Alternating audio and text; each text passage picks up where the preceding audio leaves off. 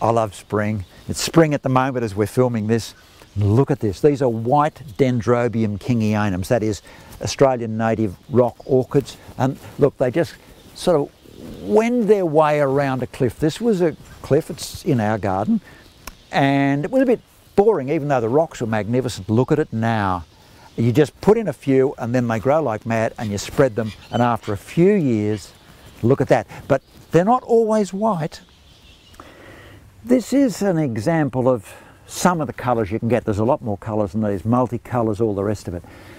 Most of these are a pure species, that is Dendrobium kingianum, native orchids. Some of them are hybrids, so they hybridise them to get new varieties.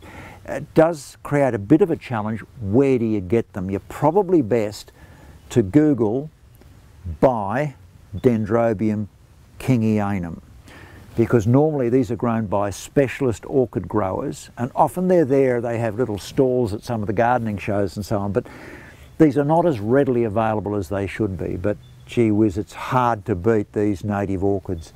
They will grow where there's no water for months on end. They stick themselves onto rocks. They really do tolerate neglect.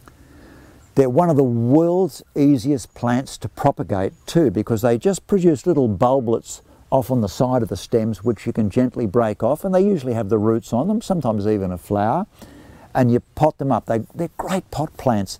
They love terracotta, but any pot will do.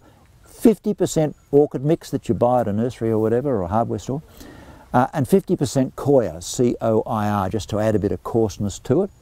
You can spread that mix on top of a rock, put it there, a bit of mulch as well, and water a little bit and often, or put them into the pot with that sort of a mix, and they really are very hardy, but do water a little bit and often.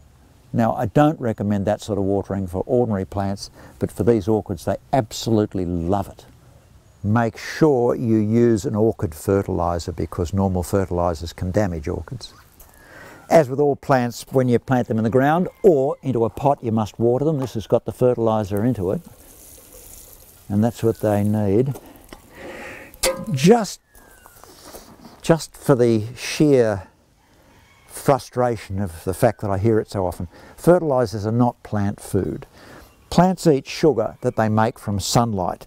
Fertilisers are more like a vitamin supplement or something, but they're not plant food.